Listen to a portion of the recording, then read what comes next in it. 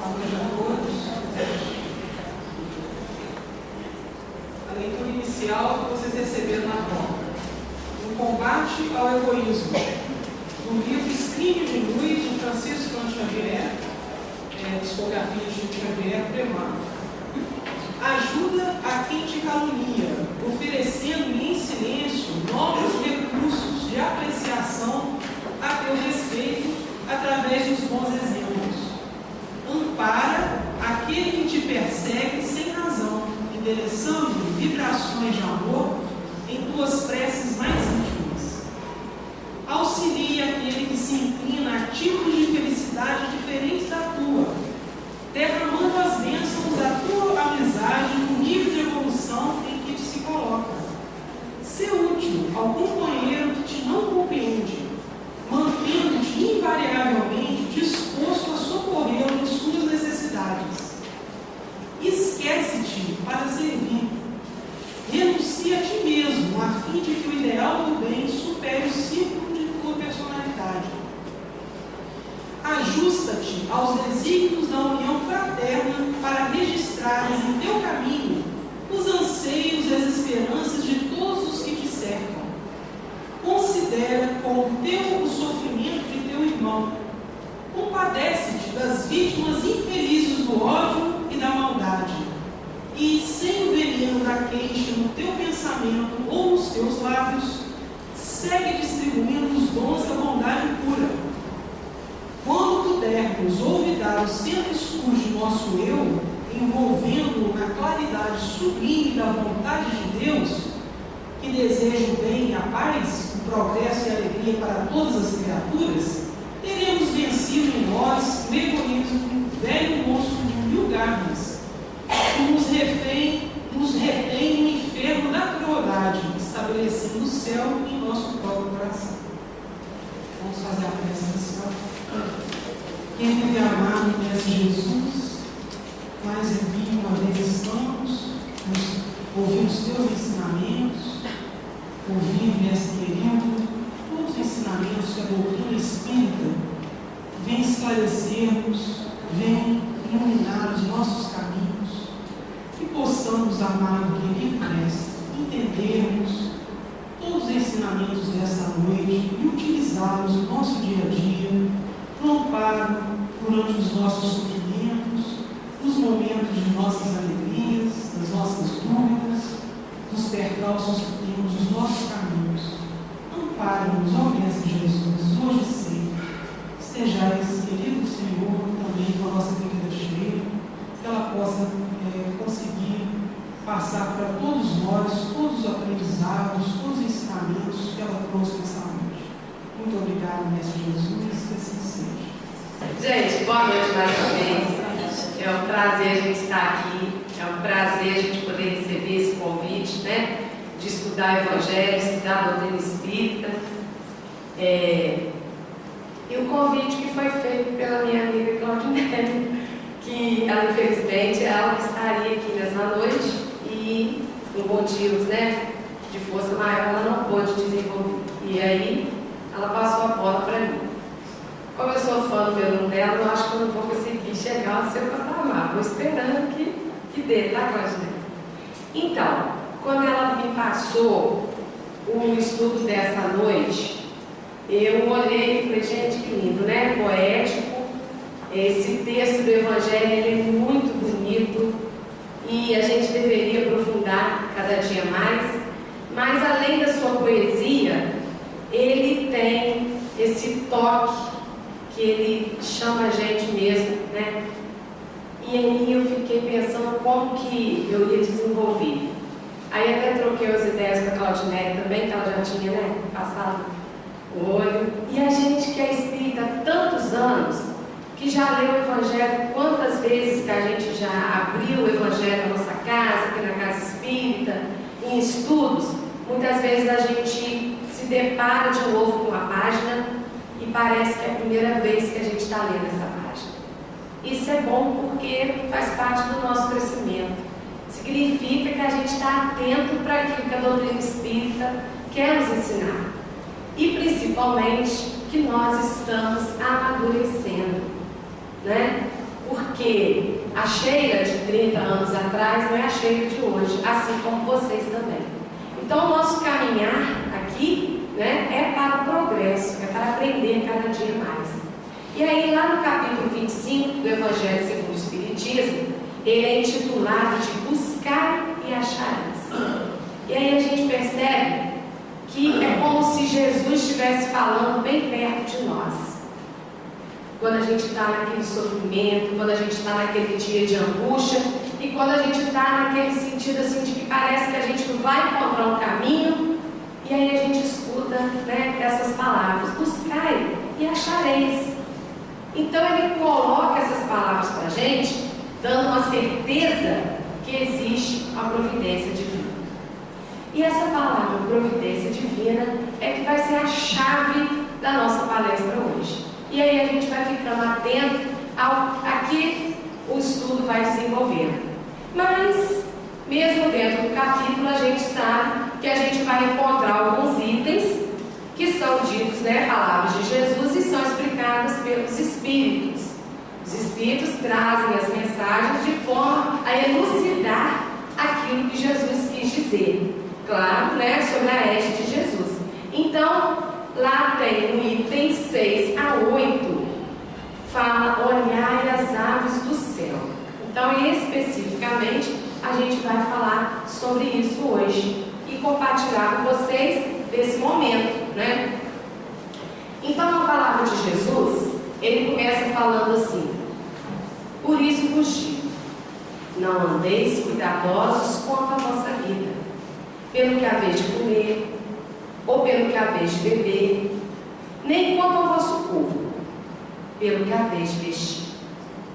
Não é a vida mais do que o mantimento? E o corpo não é mais do que a vestimenta? Aí a gente para pensar, né, que sentido carinhoso que Jesus quis colocar nessas palavras.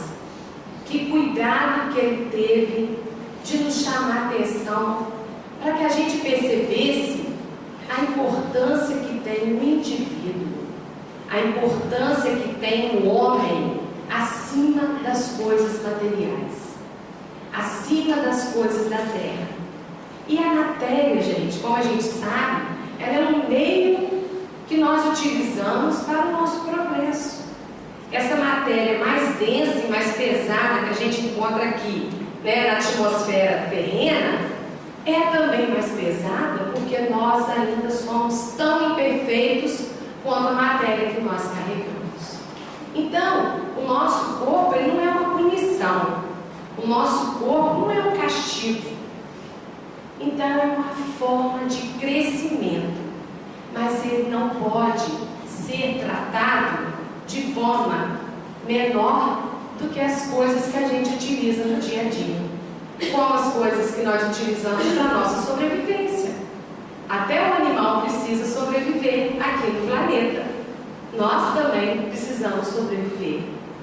E aí tem algumas coisas que diferem o homem do animal. E uma dessas coisas que diferem é a nossa forma, a nossa inteligência, a forma com que desenvolvemos a nossa inteligência, o trabalho, a cultura, a nossa linguagem. Então, tudo isso nos difere do animal. Então, nós temos capacidades diferentes de sobrevivência.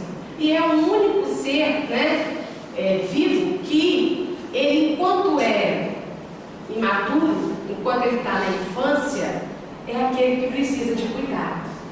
Então, nós desde que nascemos já precisamos ter esse cuidado.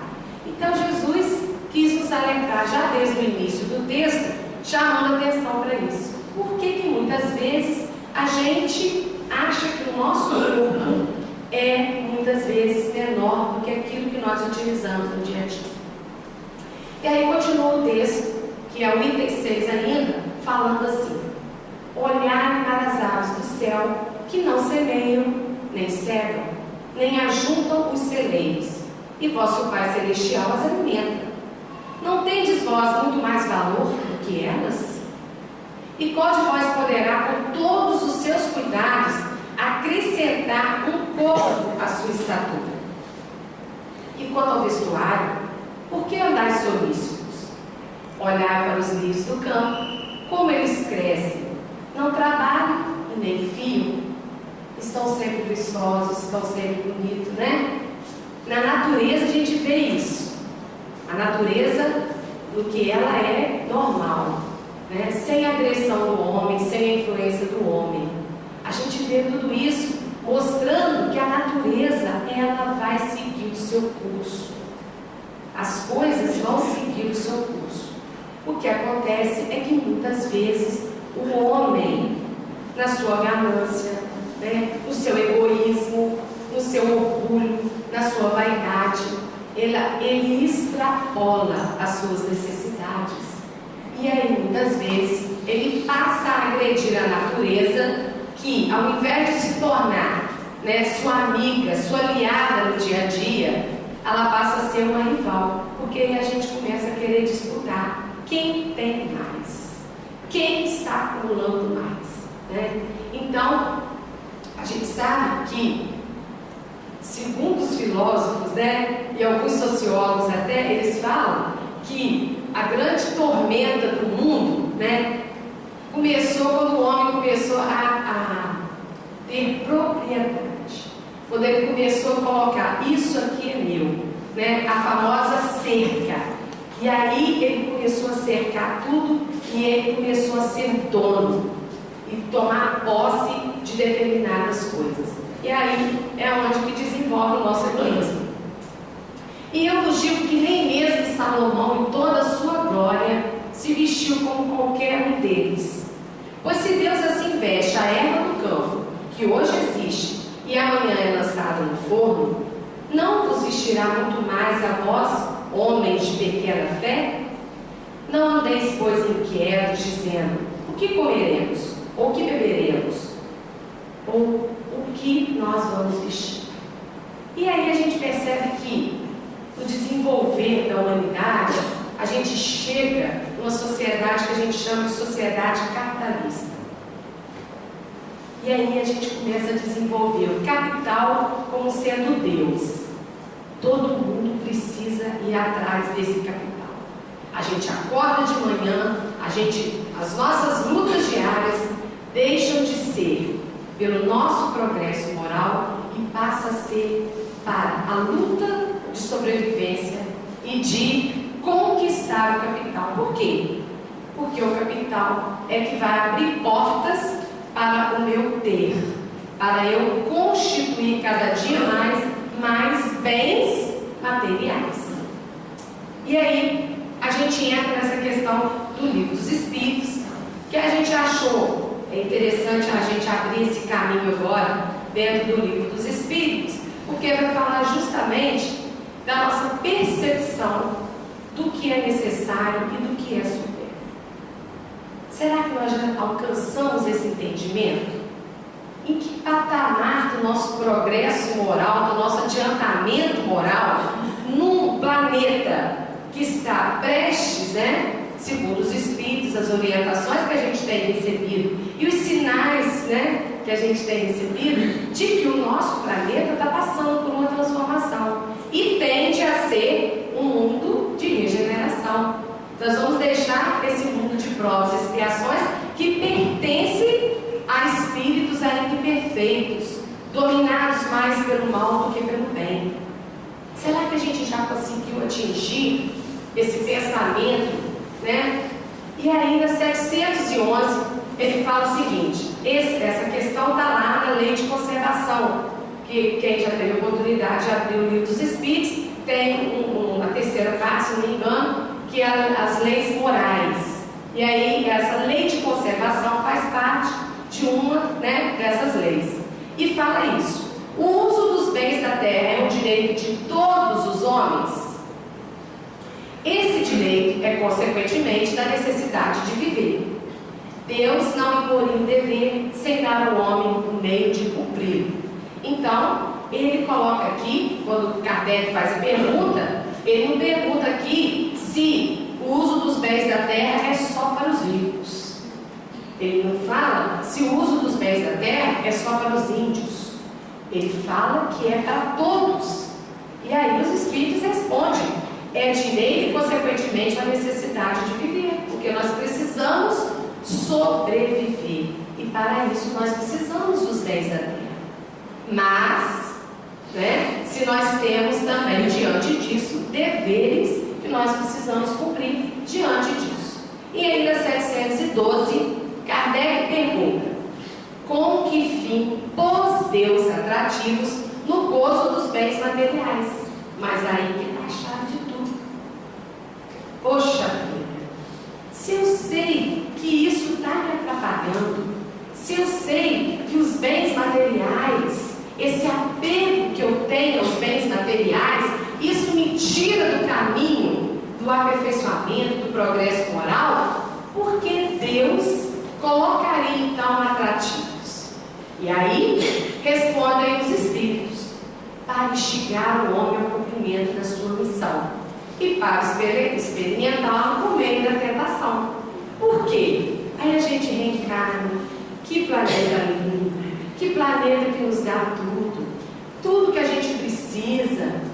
E aí começa a colocar um monte de tentação na nossa vida. Essas tentações são a Casas Bahia, com 36 vezes, ou então aquela propaganda daquele celular, de última geração, que todo mundo tem, eu não tenho. E aí chega a brilhar. E aí coloca aquele carro que vem vindo naquela estrada maravilhosa, com um homem lindo dentro, com outra mulher maravilhosa. São as tentações. E aí são muitas das outras, além dessas que a gente está só brincando, que ele coloca e coloca atrativo. O que é atrativo? Eu sou atraído.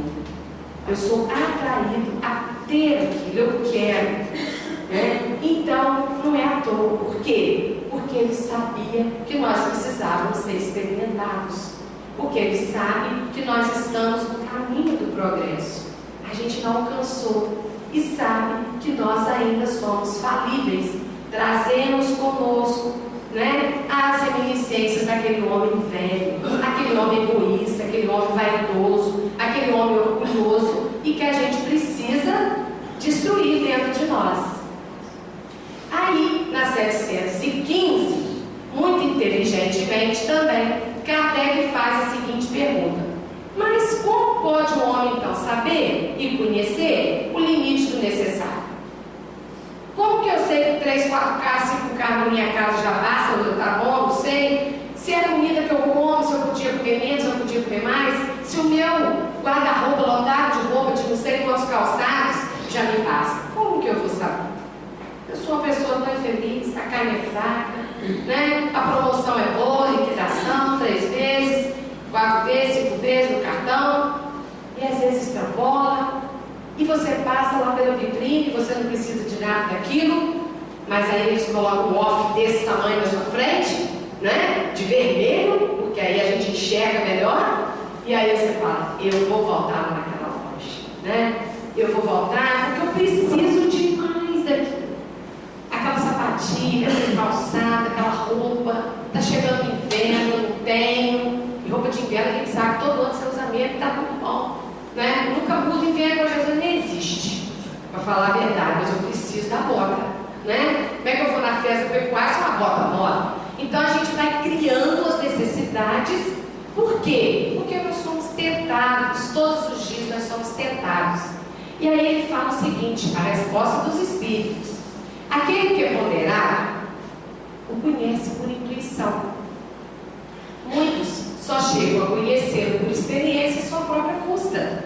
E aí ele coloca a palavra-chave de novo: ponderar, equilibrar. Não é pão duro, a gente não está falando isso. Não é aquela pessoa sovina. A gente está falando de ponderar, de equilibrar, em saber o que eu preciso e o que já não me faz tanta falta. E aí, a gente, se não age com ponderação, nós vamos conhecer, só vamos chegar a esse equilíbrio através da nossa própria custa, ou seja, da experiência do dia a dia, da dor, do sofrimento, do que a gente pode atingir quando nós deixamos que o supérfluo suba a nossa cabeça. E aí, continuando, o item 7 fala o seguinte: as palavras de Jesus não negam a providência divina nem o valor do trabalho.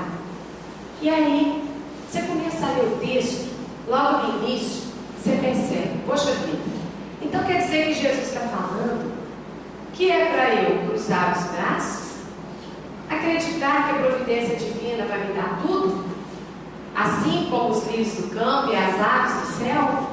Eu não preciso de nada disso, eu não preciso trabalhar, eu não preciso buscar. Pelo contrário, é verdade? Porque também o trabalho é uma das leis, né, divinas ou naturais. É uma das leis que nós estamos inseridos. Ele não está falando aqui e nem nos levando a entender que é para a gente virar um bando de preguiçosos, mas que a gente busque, né, dentro da providência divina, acreditar que aquilo que nós estamos nos esforçando no nosso dia a dia, nós vamos receber. Que a gente não precisa passar para o desequilíbrio psicológico, o desequilíbrio emocional, e que muitas vezes só o equilíbrio do nosso dia a dia, da nossa vida, acreditando todos os dias que tudo que nós estamos fazendo pode e vai dar certo, basta a gente estar conectado com a providência divina, acreditar que Deus, assim como Ele está velando pelas aves do céu, pelas ervas que crescem, Ele também vela por nós. Não falou ali o texto que nós não somos menos do que eles? Então Ele também vela por nós. Tem uma coisa muito interessante que acontece nas sociedades tribais. As sociedades tribais, elas têm uma ideia do trabalho completamente diferente de nós nessa sociedade capitalista. Os tribais, que são os considerados índios, selvagens, né, como nós, que nos achamos civilizados, eles veem a questão do trabalho da seguinte forma: para eles, o trabalho é uma questão comunitária, é uma questão de bem-estar de todo mundo. Então, o que acontece na constituição dessa sociedade? Eles não trabalham mais do que 8 horas por dia. Muitas vezes não chegam a trabalhar nem 8 horas por dia. E os historiadores, né, consideraram muitas vezes o índio como um ser preguiçoso. Tanto que saíram daqui e foram buscar na África, né, o negro que é forte, que trabalha. E o índio, por quê? Por que o índio tem essa percepção? Porque o índio, ele usufrui da natureza e o trabalho para eles é somente para adquirir o necessário para todo mundo. Então lá é separado, né? A mulher tem a sua obrigação, o homem tem a sua obrigação, mas tudo pelo comunitário. Então está faltando carne, está faltando carne? Então hoje vão sair todos os homens para a caça. Então a gente já tem carne suficiente que dá para todo mundo, né, da nossa tribo comer, então tudo bem. Segundo eles, não precisa trabalhar nem todos os dias. Se trabalha pela comunidade, pelo bem-estar da comunidade. E eles vivem em harmonia com a natureza, sem agredir, usufruindo e sabendo que aquilo que eles têm já lhes basta.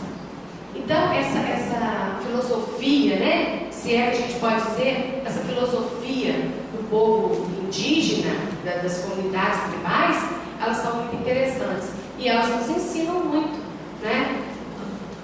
Dizem respeito à confiança do homem em Deus e lhe conceder o necessário, jamais o supérfluo. E aí, muitas vezes, a gente se vê prostrado diante de Deus, né? Ajoelhados, pedindo a Deus que nos dê prosperidade. Início do ano, todo mundo fala isso, né? Quando você vai desejar, olha, feliz ano novo, que você tenha um ano maravilhoso, com muita prosperidade, que você consiga alcançar todos os seus sonhos, sua casa nova, seu carro, tudo aquilo que você queria, né? Um emprego novo, tudo que a gente deseja do outro é material. E aí a gente começa a pedir a Deus: ai, Senhor, que esse ano que se inicie, que eu possa conseguir tudo que eu quero, né? Material. Mas aí a gente esquece que Deus sabe aquilo que nos é necessário. E Ele não vai nos dar o supérfluo. Não é verdade? Então, todos nós temos aquilo que precisamos para o nosso progresso moral. Não tem a historinha que Ney Lúcio contava da ovelhinha? Eu me lembro daquela ovelhinha. Você lembra, gente? Daquela livrinha amarelinha assim? Onde você lembra assim? Você já me evangelizou com ele. Um livrinho amarelinho. A ovelhinha estava muito indignada. Ela estava muito triste com Deus. Oh, coitada. Ela então foi fazer uma oração, pedir a Deus que ela não estava satisfeita com aquele pelo dela. Nossa Senhora, mas que pelo horroroso. Você lembra? Então, esse pelo mal cheiroso, né? Onde eu passo, agarra espinha, agarra tiririca, agarra não sei o quê. E aí ela estava muito insatisfeita. Eu vi o caso comigo que ele lembrou também. Então, ela pediu a Deus: eu quero trocar o meu pelo, que é a lã, aquela lã que às vezes fica, né? E aí ela foi, Deus atendeu, porque Deus atende, né? E aí falou: fala aí o que você quer então. Ela falou: eu queria ter um pelo todo de ouro. Aí Deus concedeu a ela aquele pelo de ouro. E aí ela não caminhou muito. O que aconteceu, cara? Roubaram. A Wanda também foi naquela evangelização. Aí roubaram e ela ficou toda em carne viva, porque levaram o ouro dela tudo, né? Ela voltou toda tristinha de novo e ainda não se dava satisfeita. Ela queria tudo, menos aquele pelo branco, nojento, fedorento, que ela não estava satisfeita, que era aquela lã, né? Aí Deus falou com ela: então fala, o que você quer? Fala: você podia agora me dar um pelo todo verdinho, todo feito de alface, né? Vou ficar na moda, cheio aquele verde alface. Aí foi lá e deu a ele todo pelo feito de verduras, né? E aí também o pobre coitado caminhou muito, veio os animais, né? Que acharam lindo e comeram tudo também. E ele ficou novamente, né? Em pelo. E aí, mas ele não estava satisfeito. Essa ovelhinha é teimosa. Ela falou: vou voltar lá, vou pedir a Deus. Ele me concedeu até agora, né? E aí, o que você quer agora? Ah, Senhor, não deu certo o alface, não deu certo o ouro. Claro que Deus já sabia disso, né? Mas eu agora queria um pelo de quê? Quem prestou atenção na aula da tia Rony? Então, de mel. Aí deu um pelo de mel e ela foi seguindo o seu caminho, pingando aquele mel maravilhoso, o melhor que tinha, né? E aí, o que aconteceu? Enxame de abelhas. E aí ela ficou toda picada, voltou também em sangue. Aí eu acho que agora deu para ela sentir, né? Aí ela voltou tristonha e viu que aquelas aventuras dela não tinham dado em nada. E aí ela falou: Senhor, pode me deixar com aquele pelo mesmo? Não tem jeito, né? É o que eu preciso para me viver, é essa lã. Mesmo que ela, né, tenha um mau cheiro, mesmo que de vez em quando agarre os carrabichinhos, negocinho, mas é que eu preciso para viver. E aí isso é aceitação. Ah, então eu tenho que ficar ali aceitando tudo que Deus me dá? Gente, não é isso, né? A gente vai à luta, a gente vai trabalhar. Mas o que a gente está falando aqui é do desequilíbrio, é sair da linha do ponderado. E aí, quando a gente sai da linha do ponderado, olha só, o homem sofre enquanto não aprende a distinguir o supérfluo do necessário. Vai vir sofrimento. Por quê? Porque o ser humano deve refletir que o valor do ter é inferior ao valor do ser.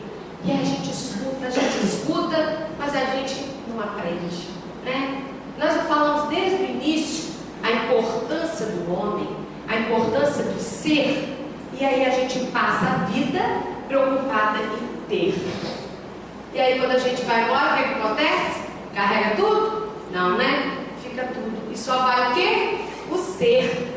Só vai o ser, né? Mas nem o corpo a gente leva. Nem o corpo a gente leva. Até ele vai ficar. Então a gente leva aquilo que a gente viveu, não é verdade? Já disse o poeta. Desenvolvendo virtudes, o ser distingue o que tem valor real na vida e o que não tem. Então, quanto mais a gente trabalha pelo ser, pelo nosso crescimento, pelo nosso conhecer a nós mesmos, saber dos nossos limites, das nossas dificuldades, saber do nosso limite do cartão de crédito, que eu não posso passar naquela loja, que eu não posso comprar aquilo, porque eu já estou extrapolando.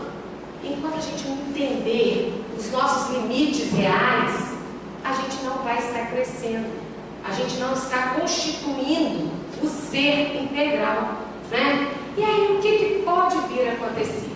Nós estamos numa sociedade prestes, né, a se tornar um mundo de regeneração.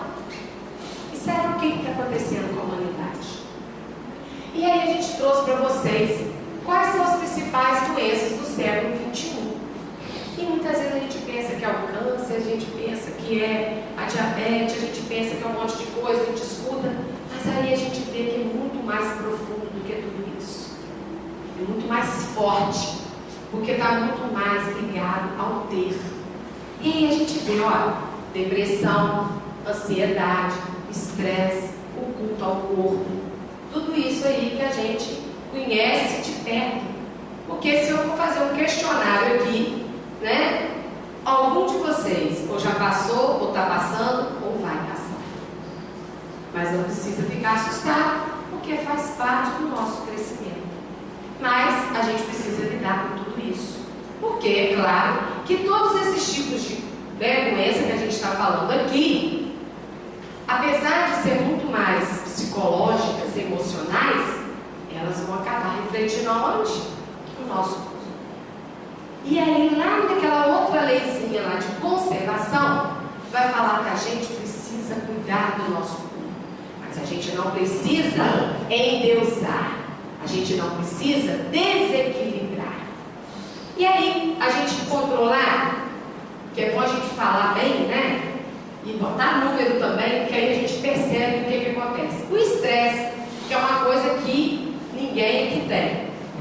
Ele é autogerado quando há preocupação excessiva com algo que pode ou não acontecer, ou ter pensamentos pessimistas sobre a vida de forma irracional. E aí tem as suas causas externas e as causas internas. Mas antes da gente relacionar, o que a gente está lembrando aqui? Ele é autogerado. Se ele é autogerado, não foi ninguém que colocou, né? Não veio através de vírus, não veio através de bactéria, né? Eu mesmo é que estou provocando o estresse.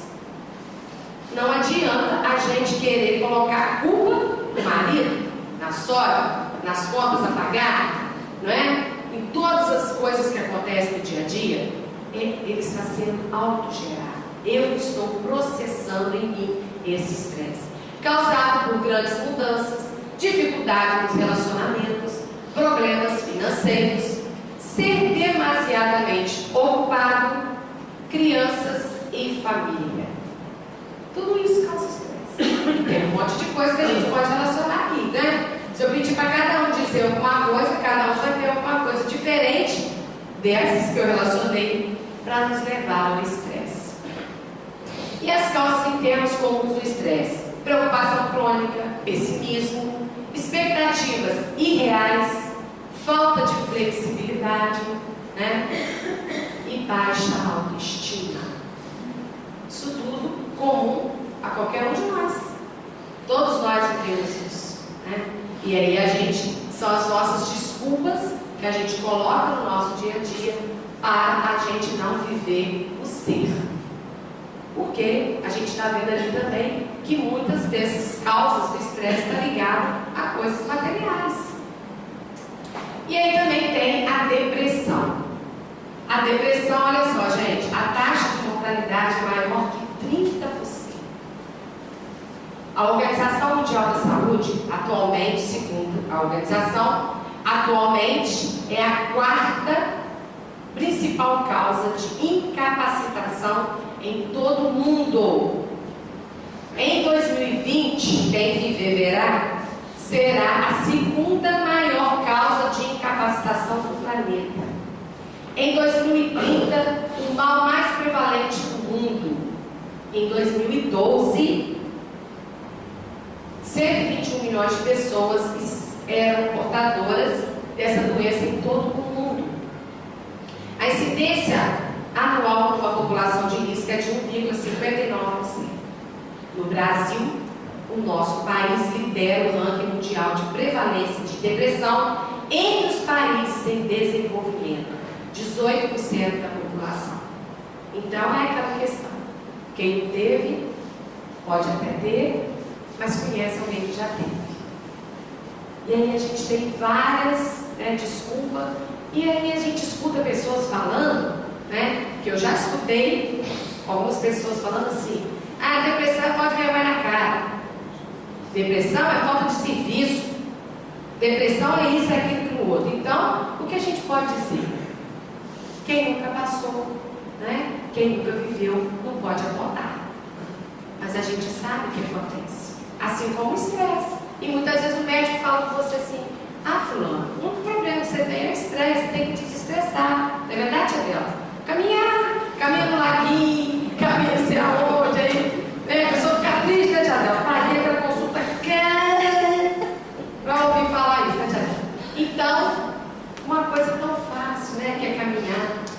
E eu falei: tia Adela, meu Deus, que velha senhora, não sei quando vou poder caminhar, mas é desculpa, Desculpa da gente. Porque são coisas que estão no nosso dia a dia e que estão acessíveis e a gente arruma desculpa, Fora, gente, as causas espirituais. Por quê? Porque nós estamos, no intercâmbio direto. Não estamos aqui solitário, Essa plateia aqui que tem muitas pessoas também tem espíritos desencarnados. Então, assim, afinadinho com a gente. E aí a gente às vezes precisa só desestressar, E aí, alguns dos sintomas: distúrbio do sono, distúrbio alimentar, ou come demais ou come de menos, A melancolia, tem uma parte do Evangelho que fala da melancolia, A autoflagelação e os pensamentos mortos, que muitas vezes a gente nem sabe por quê, Tá tudo muito bem, de repente vem aquele pensamento, Olha o que eu falei, gente, aquele intercâmbio que a gente tem. Então, assim como a gente pode precisar utilizar os pensamentos bons que os Espíritos estão nos dando, a gente precisa afastar daqueles nossos irmãozinhos que muitas vezes está doido para ver o circo pegar fogo. Então, um pouco de equilíbrio. Equilíbrio é a chave, Aí eu trouxe para vocês também os novos distúrbios, que está aí aparecendo. Workaholics, tá certo? Eu fiquei treinando. São pessoas que vivem obcecadas com o trabalho. Ninguém conhece assim, Pessoas, mas existem, Não existem com Jesus, mas existem. Pessoas que vivem obcecadas com o trabalho. Aí se você falar assim: fulano, nós estamos precisando evangelizar lá no centro. Ah, minha filha, só para me evangelizar entre 11 horas e 5 horas da manhã, porque eu não tenho tempo, Ah, mas eu estou precisando de tal dia, se é assim, nós temos um servicinho lá. Vamos lá, a gente, uma visita, de 9 às 10 da manhã. Ah, mas eu não posso não, é o único dia que eu marcar, E a gente vai arrumando desculpa, que são as nossas desculpas, diárias, e que vai nos adoecendo. Também tem a vigorexia. A vigorexia é aquele distúrbio caracterizado pela independência do exercício físico, que é muito comum a gente ver nas academias, A gente vê isso e identifica como sendo realmente um distúrbio, porque às vezes a pessoa vai de manhã, de tarde, de noite. E quando tá bom, ela começa a tomar umas coisinhas aí para dar uma ajudadinha, O negócio tá bom. Então, tudo isso também relacionado aos distúrbios. Olha a palavra-chave de novo: equilíbrio. Ortorexia é a preocupação por uma alimentação saudável. Importante a gente ter uma alimentação saudável, não é verdade? Mas olha o desequilíbrio. A gente está falando de desequilíbrio da pessoa que leva isso, ao extremo. Cyberdependência, viciados em jogos de vídeo ou internet, afeta, pessoas de todas as idades. Então tem essa que é só o jovem que está o dia inteiro no celular, tá tentando falar com a minha filha, e a gente vê redes sociais, que está rolando aí, um garotinho, né, bonitinho, que ele manda mensagem para a mãe dele: mamãe, estou no banheiro, pode vir me limpar. Porque a mãe está lá na internet, então é um caminho que ele encontra de falar com a mãe, né? E outro dia eu vi uma menina postar também o seguinte: ela estava em casa e ela queria que a mãe dela apagasse a luz do quarto dela, porque ela estava deitada, ela queria deitar, tipo, não pode levantar. Aí, mamãe, apague a luz do meu quarto. A mãe veio, estava lá na sala, né, veio apagar a luz, porque, ó, coitado. Então, são essas dependências que é real, gente. Nós estamos brincando, mas é real. As pessoas às vezes passam dias, horas, deixam de fazer coisas importantes, deixam às vezes de vir até uma reunião, deixam de fazer coisas para o seu melhoramento, porque estão viciadas, né? São viciadas. O viciado em cirurgia plástica é o conceito da autoimagem está danificada. Então, lembra que a gente mostrou lá? A mulher, né? Olha lá, uma mulher bonita, dá para perceber que ela é bonita, ó, a feição, mas com certeza, né, acredita que ela está com uma autoimagem danificada. Tem outra imagem que também a gente vê na internet, não sei se vocês já viram, de uma mulher que chega a estar com a boca assim igual a flor, que ela já deformou tanto que ela já aplicou. Aí tem a imagem dela, né? Em vez da imagem ser uma coisa bonita, é uma decadência. A mulher de bonita, ela conseguiu de tanta prática se transformar numa feiura, né? Pois é, isso aí também causado pela falta de ponderação em saber o que é necessário e o que é o supérfluo. E a homeomania, que eu nem sabia que tinha esse nome, que é o comportamento das pessoas que sentem impulsos incontroláveis de comprar, mesmo que não precisa deste objeto, não tenham ou onde guardar e eu não tenho dinheiro para pagar, que é o mais sério de tudo, né? Tem aquele filme, não sei se vocês já assistiram, Delírios de Betty, o que, gente? Ninguém assistiu? Assistiu, né, Tia Mônica? Então, esse filme, ele demonstra exatamente isso, né? Que ela é procurada pelo responsável lá do cartão de crédito, fazer a cobrança do cartão de crédito, ela inventa milhares de desculpas, mentira, para não pagar, né? E continua comprando. E aí o que acontece com ela? Ela vai parar numa revista de economia, por obra do acaso, né? Ela vai parar na revista de economia e o seu chefe é um economista daquele, né? E aí ela começa a mudar, porque ela se apaixona por ele por ela, e aí ela começa a ver a transformação. Final do filme, eu sei que eu vou contar, vocês vão ver mesmo. Então, o que acontece? Ela tem que vender tudo. Ela pega todas as suas roupas, todos os seus calçados, todos os seus lenços, todas as suas bijuterias e faz um bazar para ela levantar dinheiro e pagar suas contas. Mas isso aí, ela também faz parte, durante o filme, de um grupo, né, de sociedade anônima de pessoas dependentes. E lá é assim, é hilário a forma com que eles contam, mas é sério. Acontece. E as pessoas sofrem desse distúrbio. Se eu sei que eu não tenho condição, qual a necessidade de eu comprar alguma coisa que nem vai caber no meu armário? Qual a necessidade de eu estar acumulando coisas desnecessárias para a minha vida? Porque o mais sério disso tudo, a gente vai ver aqui mais para frente, né?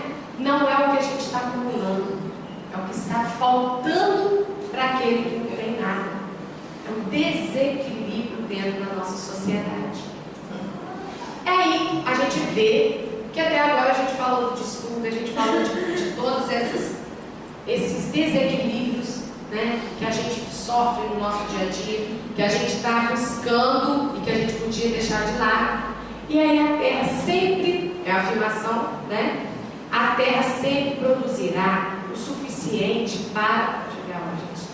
A terra sempre produzirá o suficiente para alimentar todos os seus habitantes. Essa é a lei providencial. Lembra que a gente falou no início? A palavra-chave é providência divina. Então, Sheila, como que você pode falar que a terra está produzindo tudo? Se a gente escuta falar que vai acabar a água, que a gente escuta falar que está acabando isso, que se a gente não fizer, né, exatamente por isso. Porque nós estamos abusando da natureza.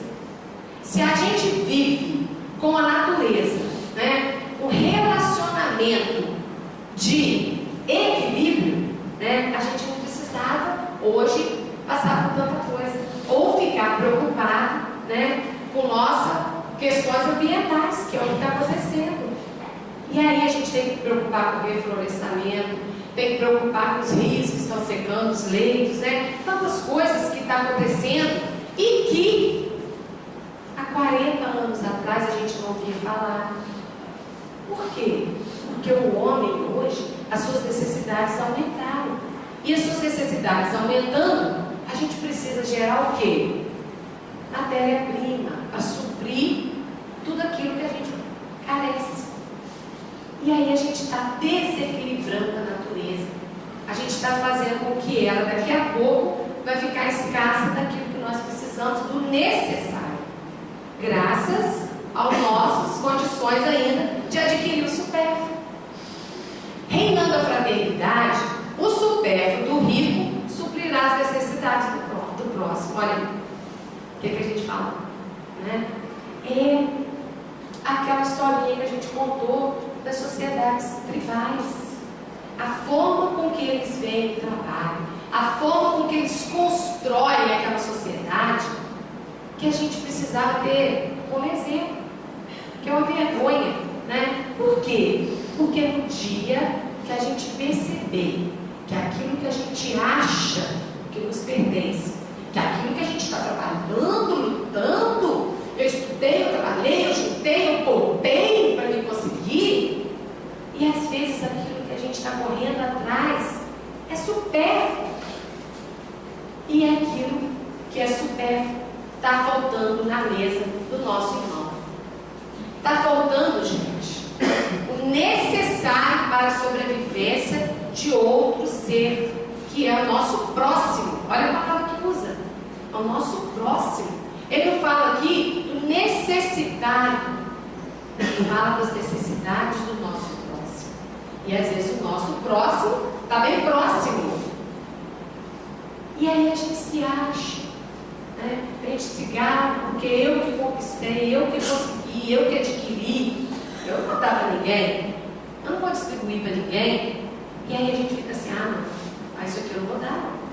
Aí quando você vai fazer, eu vou fazer uma campanha. E campanha do agasalho aí para o Jesus inteiro.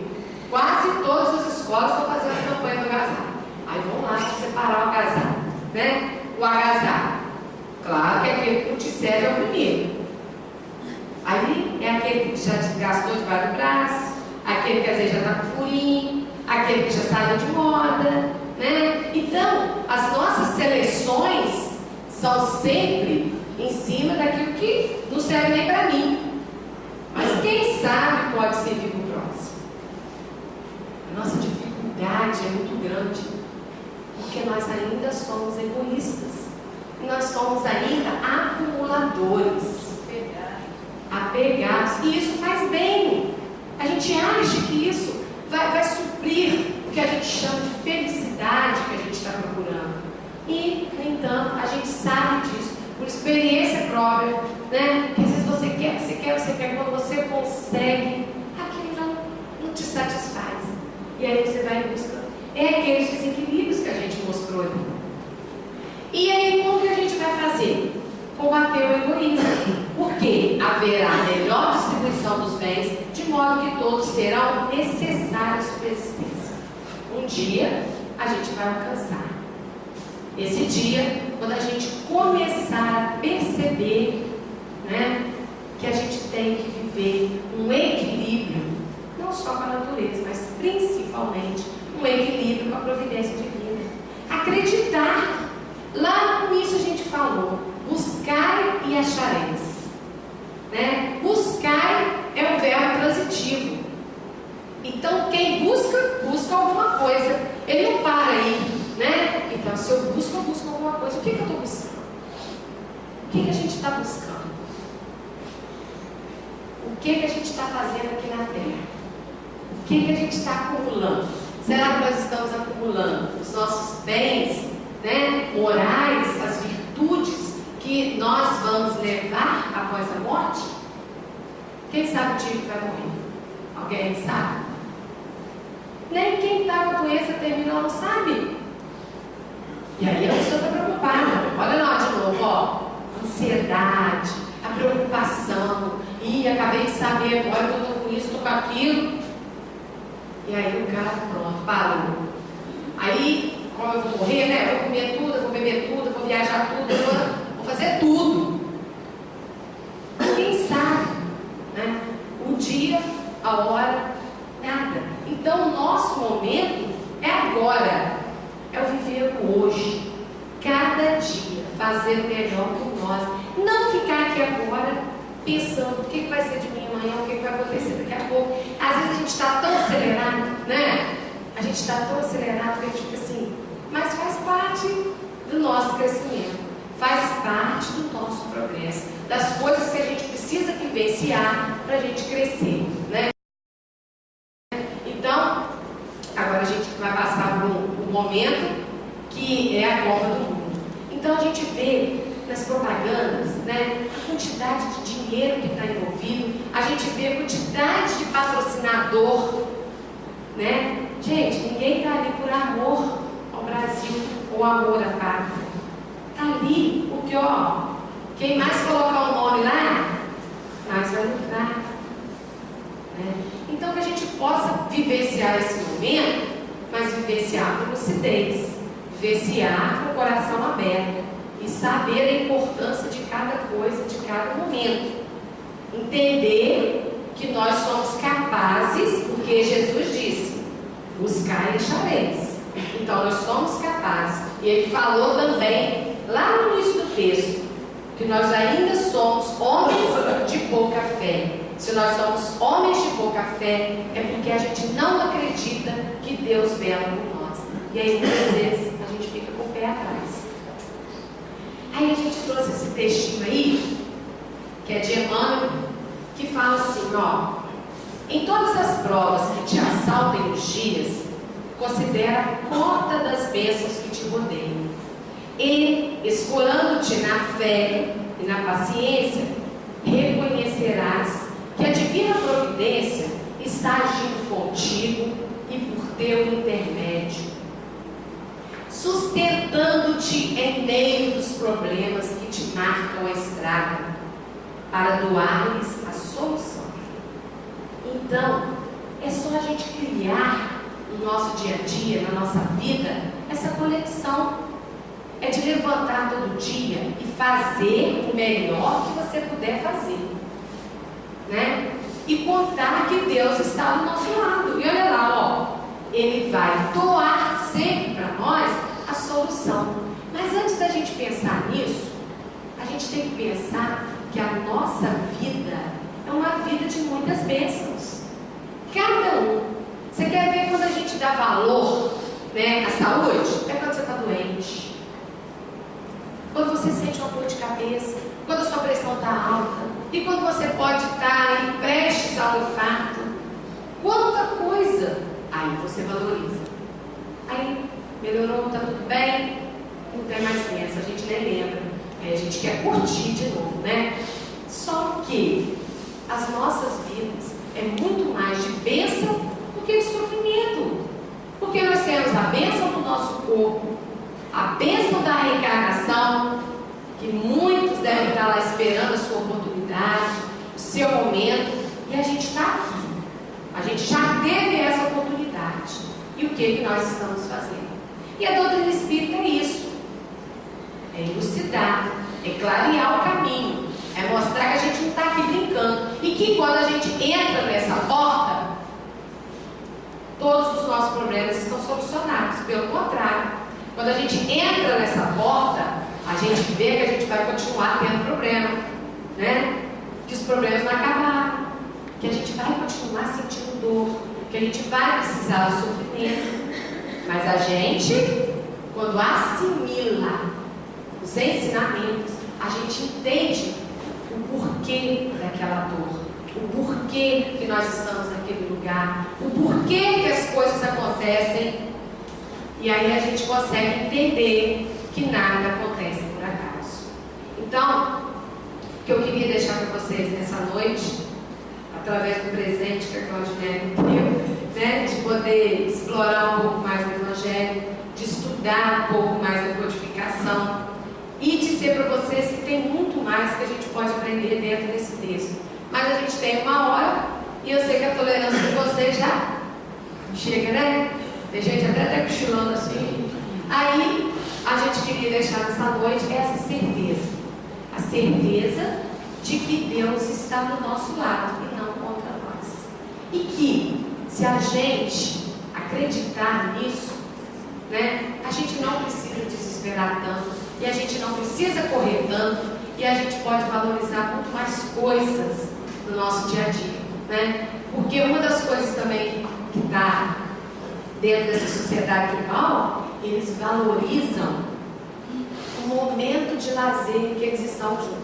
A gente nunca vê, né, uma filmagem, ou se a gente for ver uma tribo de índios, né, a gente nunca vê eles sozinhos, a gente sempre vê eles juntos, né, em roda, dançando, cantando. A gente não está querendo dizer aqui que eles são mais evoluídos do que a gente, porque algumas coisas também eles precisam evoluir. Mas a gente está mostrando que, através da simplicidade, da forma de viver, eles conseguem alcançar, né, o que é necessário para cada um, aquilo que cada um precisa, sem ninguém ficar com ganância, né, com desrespeito alheio. Então é isso, gente. E que Deus possa continuar conosco, nos abençoando e cada dia mais nos fortalecendo, né? Aqueles que estão vindo à nossa casa pela primeira vez, que bom que você veio, né? E aqueles que vieram hoje nos ouvir, volte sempre e vá em paz com Jesus.